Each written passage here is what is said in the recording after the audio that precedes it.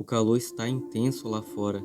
Nos dias atuais já se tornou comum, ao acompanhar as notícias e ouvir alguém falando sobre o aquecimento global. As manchetes estão repletas de referências ao aumento dos níveis de temperatura, aos combustíveis fósseis e ao crescente transtornos para o nosso planeta. Este tem sido o tipo de tema pelo qual tenho cautela em abordar, simplesmente por causa do quão delicado o assunto se tornou nos últimos tempos.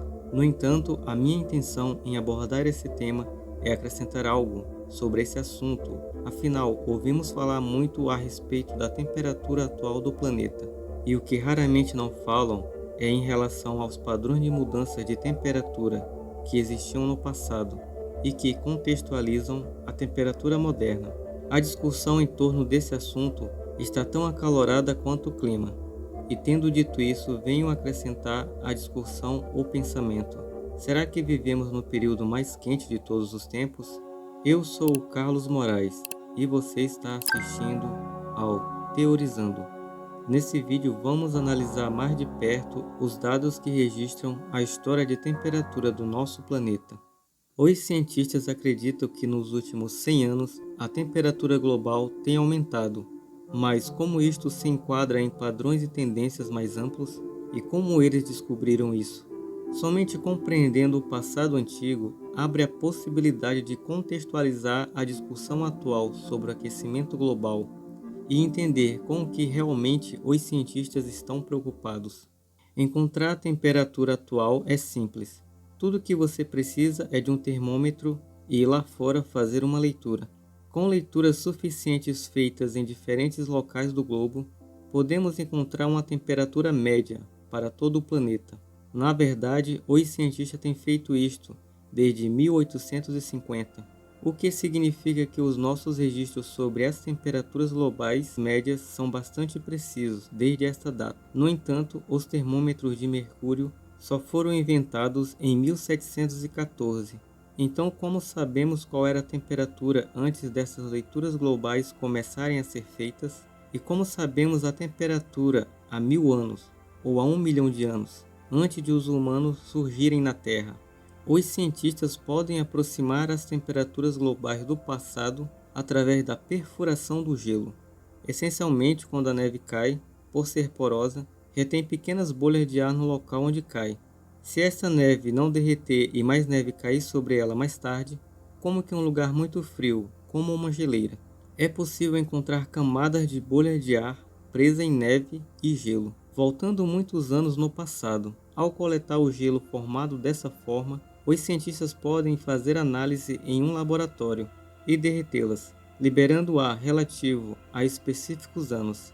Então eles podem medir as diferentes proporções de gases liberados pelas bolhas de ar, o que lhes informa a composição atmosférica naquele momento. E como podemos testar quanto calor é retido por um gás quando exposto a uma temperatura constante como o Sol? Por exemplo, o CO2 retém mais calor, enquanto o oxigênio retém menos. Com amostra suficiente, os cientistas podem calcular aproximadamente qual era a temperatura global durante aquele ano. No entanto, as geleiras mais antigas têm apenas cerca de 1 milhão de anos. Para ter uma boa ideia das tendências que regem as temperaturas globais, precisaremos voltar muito antes disso. E como sabemos qual era a temperatura há mais de 1 milhão de anos? Uma maneira possível de obter essa informação é ao analisar mexilhões, um minúsculo organismo unicelular chamado de foraminífero. Tal como mexilhões, estes organismos produzem conchas à sua volta, e estas conchas são ligeiramente porosas. O oxigênio em particular é levado para dentro da concha e fica preso ali, permanecendo no lugar mesmo quando o foraminífero morre. E o processo utilizado é semelhante aos núcleos de gelo. Ao encontrar conchas de foraminíferos mortos de um determinado ano e ao liberar o ar contido na concha, os cientistas podem calcular, a partir dele, a temperatura global. Este é um processo um pouco diferente, pois em vez da composição do ar, os cientistas estão analisando diferentes isótopos de oxigênio. Os foraminíferos ainda existem até hoje e surgiram pela primeira vez há 500 milhões de anos. No entanto, eles são fundamentais para nos ajudar a obter um nível de certeza mais próximos das temperaturas globais durante este período muito mais longo. Mas como se pode ver pelas tendências gerais, a temperatura da Terra sofreu mudanças significativas nos últimos 500 milhões de anos. Portanto, não vivemos o período mais quente. No início da formação da Terra, a superfície era composta principalmente por magma, e com o passar do tempo sofreu várias flutuações de temperatura, que os cientistas acreditam que são decorrentes do surgimento de novas formas de vida. Por exemplo, a chegada das plantas cerca de 450 milhões de anos, que pode explicar a razão da queda da temperatura. Elas começaram a absorver o CO2 atmosférico e transformá-lo em oxigênio, que retém menos calor. Outras mudanças poderiam ter sido causadas pelas placas tectônicas e pela atividade vulcânica, que colocou mais CO2 no ar. E ainda outras mudanças poderiam ter sido causadas por possíveis impactos de meteoros, como o que causou a extinção dos dinossauros. Analisando um período de 65 milhões de anos, dentro das mudanças grandes e abrangentes, verifica-se que existem muitas flutuações menores. Isso se torna mais óbvio ao analisar o gráfico mais a fundo. Desta maneira, podemos observar um padrão distinto e menor aumento rápido nas temperaturas globais, seguido de quedas graduais. A cada uma destas quedas representam eras glaciais inteiras. As eras glaciais são definidas como qualquer ponto na história da Terra que há gelo nas calotas polares. Então, contudo, com a tendência geral da temperatura da Terra, estamos em um período conhecido como interglacial, um período de muitos milhares de anos, em que a Terra está temporariamente mais quente. Um fenômeno que contribui para essa subida e descida das temperaturas é o chamado ciclo de Milankovitch. Os ciclos de Milankovitch são as mudanças periódicas que ocorrem no clima do nosso planeta, devido à flutuação no seu movimento orbital. Geralmente, ao longo de milhares de anos, quanto mais gelo na superfície um planeta tiver, mais frio ele tende a ser, à medida que mais calor é refletido ao espaço. Mas se esse gelo não estiver apontado para a direção da luz solar, considerando que o gelo funciona como um escudo que reflete os raios do Sol, o que é importante observar é que o eixo da Terra não é estável, e ao longo de milhares de anos ele se move para frente e para trás, alterando a composição das calotas polares com relação à direção da luz do Sol. Embora esta mudança seja apenas alguns graus, é suficiente que com o tempo cause impactos na temperatura global. A temperatura cai à medida que o escudo de gelo fica apontado para o Sol, e sobe novamente à medida que aponta para longe. Esse é um dos exemplos do ciclo de Milankovitch, que são ciclos consistentes da órbita da Terra, que afeta a sua temperatura, atuando em escala de tempo, de 23.000, 41.000, 100.000, 405.000 e 2,4 milhões de anos, e quando coincidem, criam mudanças ainda maiores na temperatura global. No entanto, não é a mudança de temperatura que preocupa, mas a rapidez com que está aumentando. Ao contrário de todas as outras mudanças que ocorreram ao longo de centenas de milhões de anos, no mínimo este aumento ocorreu ao longo de 100 anos. Então, o que poderia ter causado esse aumento da temperatura? Acredita-se que não pode ter ocorrido pelos ciclos de Milankovitch, pois como vimos, esses ciclos ocorrem na escala de milhares de anos no mínimo e milhões no máximo. Os ciclos são descritos como forças fracas, mas consistentes. Eles não criam efeitos num período tão curto, como 100 anos. Da mesma forma, não houve nenhum evento cataclísmico, como aquele que exterminou o dinossauro. Acredita-se que esse meteoro tinha 10 km de largura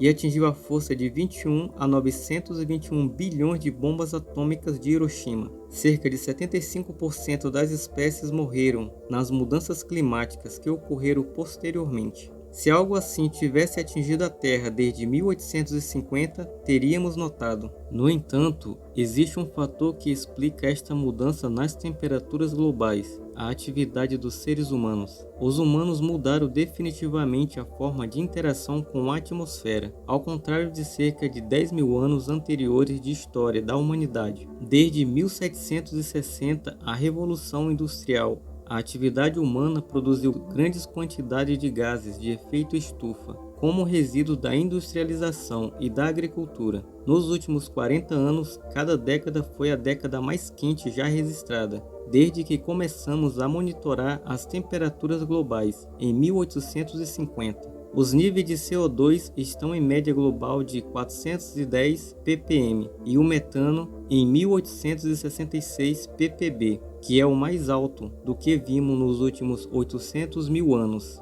A cobertura global da superfície do gelo tem diminuído consistentemente desde 1950.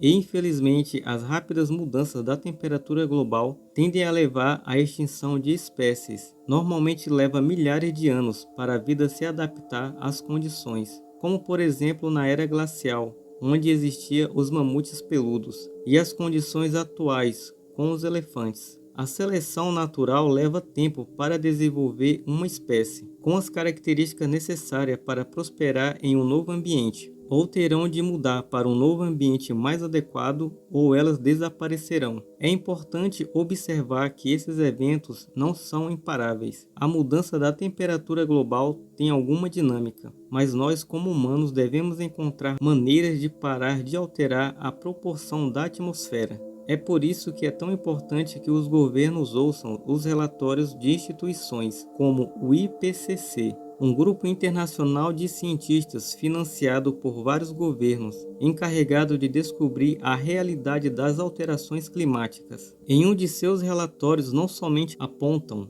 que a ação humana está contribuindo para o aumento da temperatura global, mas também oferece sugestões dando importância para parar ou reduzir rapidamente as emissões de CO2 até o valor líquido zero, uma vez que o CO2 é o maior contribuinte para as alterações climáticas, seguido pelo metano. Em última análise, meu objetivo com esse vídeo foi examinar em uma ampla escala da história da temperatura da Terra. A partir desses dados podemos saber que não vivemos no período mais quente do planeta. No entanto, esse fato por si só não nos isenta da responsabilidade e preocupação com o problema. De acordo com o último relatório do IPCC, já ultrapassamos o ponto sem retorno de 1,5 graus Celsius e precisaremos de mudanças rápidas nessa década para impedir que as temperaturas continuem a aumentar. Esse foi o vídeo. Meu muito obrigado por assistir.